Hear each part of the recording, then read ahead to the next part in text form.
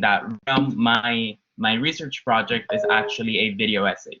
So it's the research that I made. I basically wrote an essay. I'm presenting it in a visual format. And before I get started, I wanted to say a few thank yous. Of course, thank you to my mentor, Professor Giddings, for her great energy and all the help she's given me throughout these 8 weeks.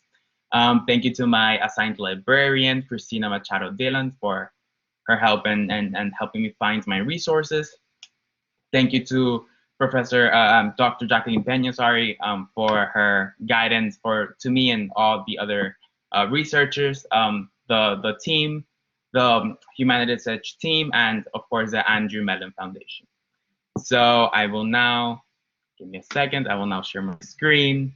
Hopefully this works. Okay. Okay, so I'm sharing. I hope you guys could see it. So, oh, I opened Spotify, of course, because that's how it is. Okay, so my research is called The Progressive Legacy, Changes and Continuity of the Progressivism from 1900s to Today. This is the short version of the title. And I wanted to sort of talk about how I came to this topic. So when I knew I had to make a research, I knew I wanted to make it about American history, and that's and the reason I wanted to do that is because a big part of humanities is history, right? How society reacts to their culture and things that happen around them, and how they create things or they choose to react to those to their surroundings. So I chose progressivism mainly because since I've been born, there has been American politics has been sort of ruled by conservatism. I was born in 2001, and I thought it was in these past few years, I thought it was strange, this novel movement, or what I perceived as a novel movement of progressivism. So I decided, I was like, okay, I'm gonna take a look at why this came to be, because something that I've learned throughout my humanities and history classes is that nothing is actually novel. Nothing comes from nowhere. Everything has a root. Everything comes from something. So and throughout the research, I actually learned there is a huge legacy, as you can read, of progressivism, and it really stems from the roots of American society. So I want to show you guys the first few minutes of the video essay, so that you guys have an idea of how it looks, and to then prompt you to watch this and the other research projects after the presentation. So I hope you could hear. Back in the 2016 Democratic primaries, Anderson Cooper asked Hillary Clinton if she was a progressive or a corporatist, which she answered with, that I'm a progressive who likes to get things done. And supporters of her then opponent Bernie Sanders criticized her statement, claiming that compared to Sanders, Clinton was nowhere near progressive. Even though Sanders lost the nomination that year, the impact of his campaigns has been felt throughout the political arena. An increasing number of left-leaning Democrats have labeled themselves progressive to show that they are outside of the Democratic establishment. This new movement supports bolder action to deal with the issues facing the country. Policies like Medicare for All, the Green New Deal, increasing the top marginal tax rate, and strengthening union protections. These policies have become quite popular. It's raising a starvation minimum wage to $15 an hour, a radical idea. From 2016 to 2018, the Progressive Caucus of Congress went from 78 to 96. More recently, in the beginning of March, a coalition of progressive candidates won every single leadership position in Nevada's state-level election. Even Joe Biden, a politician with a history of moderate conservatism, has championed and pursued very progressive goals as president. To deliver a bold, progressive vision to the American people. But I don't think it is an exaggeration to say that progressives are starting to take the country by storm. But is this progressive wave just a phase, or is there a real shift in American politics? To properly answer this question, we need to think historically of the present. The modern progressive movement is not the first group to label itself progressive. In fact, progressivism has a long and complicated history in America, and by analyzing its past, we can maybe assess its future.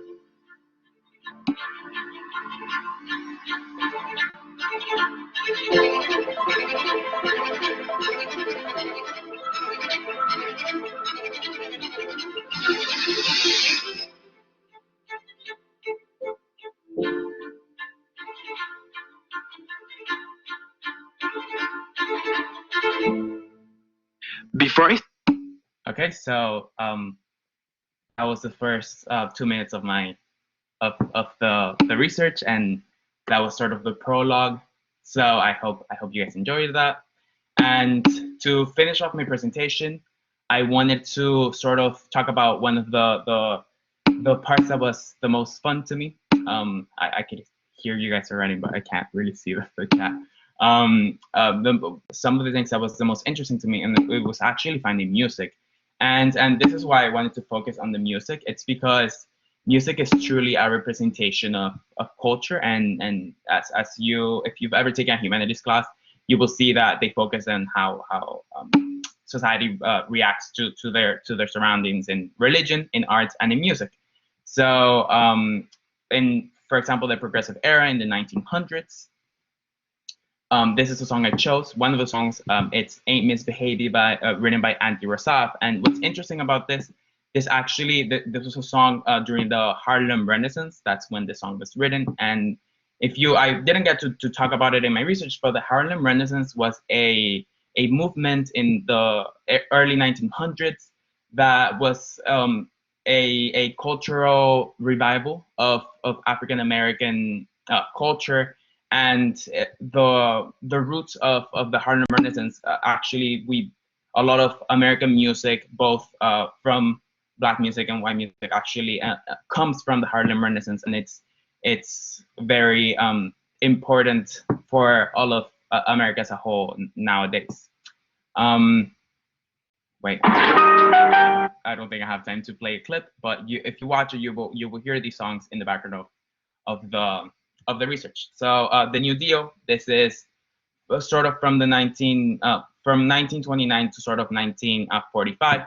This is the song I chose is "Heading for Better Times." So this song is actually about getting out of the Great Depression. It's funny enough is that this song, when the song came out, the Great Depression would last a little longer, and actually worse times came after this song. But it represents sort of this optimism and that the American people had, and this willingness to come out of the Depression and to really come together and be able to improve their lives. So I played it again. So next, post-war era and the Great Compression. This is sort of 1945 to 1959, maybe before the 60s. And I chose Elvis, Jailhouse Rock, not only because Elvis is so great and such a big part of music in the 50s. You could even claim he's the first rock star.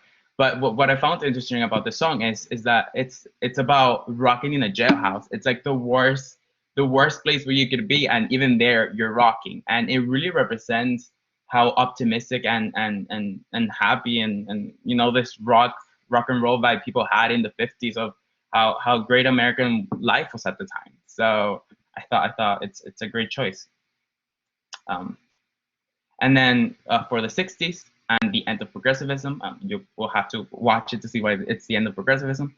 I chose "We Gotta Get Out of This Place" by the Animals. This is an anti-Vietnam War song, and I think it represents this anti-government feeling that started in the 60s, and it's a great metaphor to what started happening in the 60s, which it was, we gotta get out of this place, the Vietnam War, but also we gotta get out of this place, you know, sort of the politics that we had been having. We want something different, and there was really a shift in what the American people voted for and the things that they advocated for. And finally, for the rise of conservatism, I chose ABBA, "Money, Money, Money," which, fun fact, this is the only band that is not from America, but I think it works well because during the 80s we saw globalization, and we sort of all combined as one people. So this song, I think, and it also represents the rise in you know conservatism, both maybe not the cultural side, but definitely the economic side and sort of laissez-faire trickle down economics from that we saw from the 80s and sort of coming down to today. And that was just a short, I think that's yes, that is the end.